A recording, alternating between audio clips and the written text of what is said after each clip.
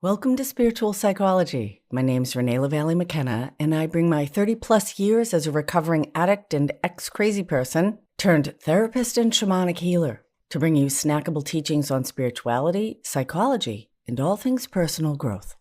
And today I want to talk about working with ancestors. Working with ancestors is one of the most ancient ways of accessing spirit. Ancestor worship and honoring the dead is still actively pursued in one form or another in most cultures around the world. And ancestral work is a different way of knowing and looking at our tribe. We're all tribal. Our tribe is the people from which we come. It's all the relatives who've gone before us and all the communities that we feel nurtured by.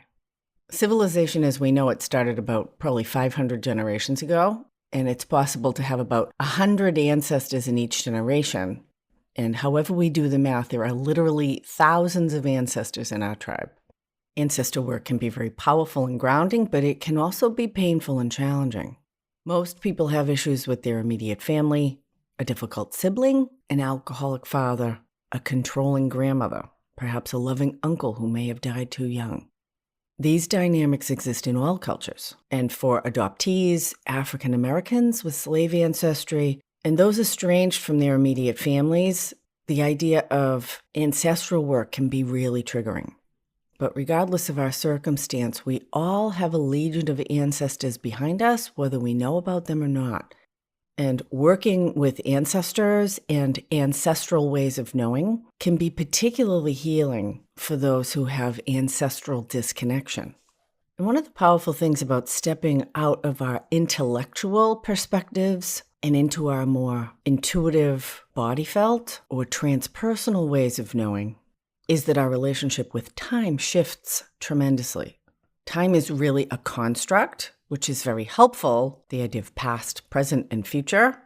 But when we drop into these more non-rational or metaphysical ways of knowing and experiencing things, we find that the past is always available to us in the present, that our ancestors who have crossed over may be available to us, less in their individual personalities perhaps, than in the principles and intentions that they hold for us. And in my work, I have found that ancestor work can extend in both directions. Just as I believe our personal growth process moves the evolution of our entire species forward, I also believe that it's possible to send our own healing back through our lineage to benefit the ancestral spirits as well.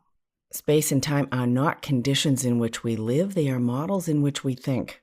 And although our conscious mind conceptualizes time as a linear system, again, past, present, and future, it really is a purely mental construct, and in reality, in the psyche, there is only the ever-present now. For example, I had a client who was having some pretty serious difficulties in her marriage. She had a young baby, and we were working with the idea of her being emotionally open to actually give and receive love with another person.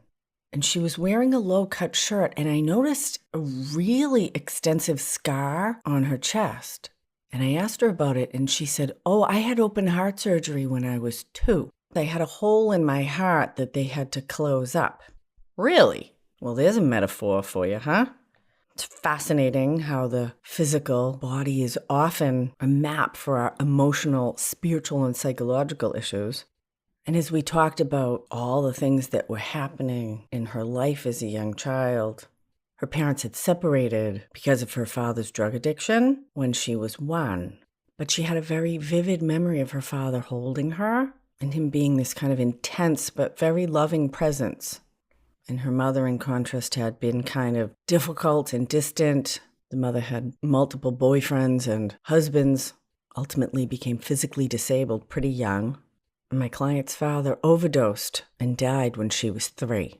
And here we are looking at this big scar on her chest, a physical attempt at repairing her heart, and talking about her difficulty with being open and vulnerable to giving and receiving love. It was so intense. And when we went into the feeling of being closed and defended in her body, we came on the scene with this child being held by her father, and him kind of possessively telling her that she was his girl, and that no one would ever love her the way that he did. And whether this was exchanged verbally or Energetically, they made a sacred contract, took a spiritual vow that they would always be connected. The father's motives were a little questionable from my perspective.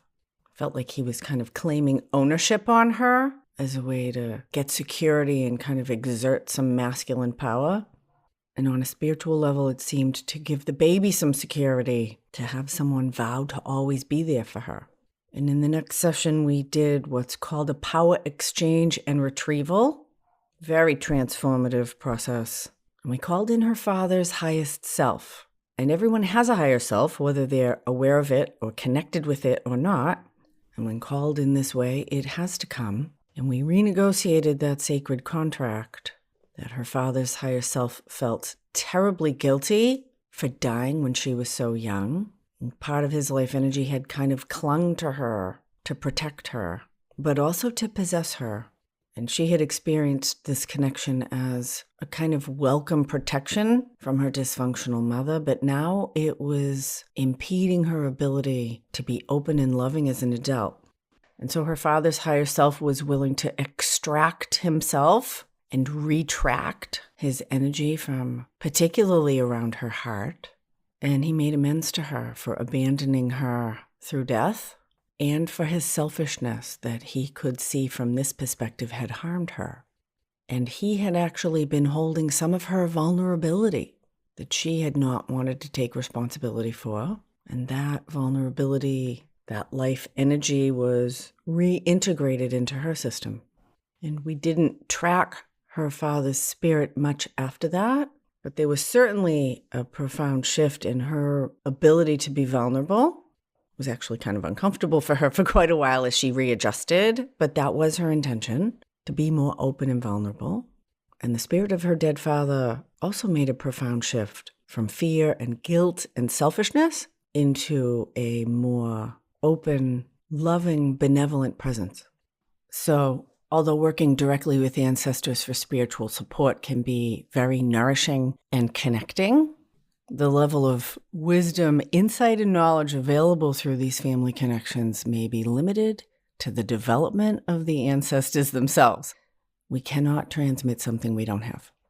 Working with the dead can be incredibly supportive and helpful, but we have to be aware that merely leaving the body does not make one enlightened. And just like when we're living, our relatives may have their own agendas. And even if they have our highest good in mind, they may not have progressed enough in their own spiritual development to provide the guidance we seek. So we need to be very mindful when working with ancestors. I have a dear friend, Rose, whose mother died, perhaps one of the best deaths that one could have. She died at home, surrounded by family and grandchildren, dying in the same room that her mother died in. She was an amazingly strong, funny, vibrant woman right to the end. And her final words were, "Oh, it's beautiful." And then she died. Yeah, that's how I want to go out, okay? And the presence of Big Rose, my friend is her namesake, remains a source of love and light and strength for the whole family.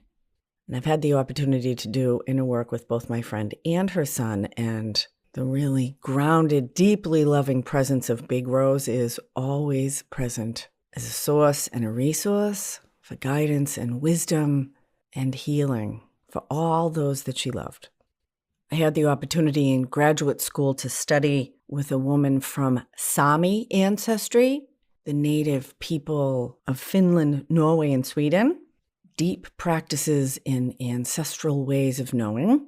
And one of the final projects was to do our own family tree, discover our own ancestry. It was incredibly powerful and healing for me to follow my mother's family line back because I had felt very disconnected from her, and to discover the stories of my female ancestors and the strength and difficulties that they had gone through. And I felt this tribe behind me, particularly as an only child who didn't learn to bond deeply with people until I was an adult. First intellectually and then spiritually, this concept and experience of having thousands of ancestors behind me has been profound.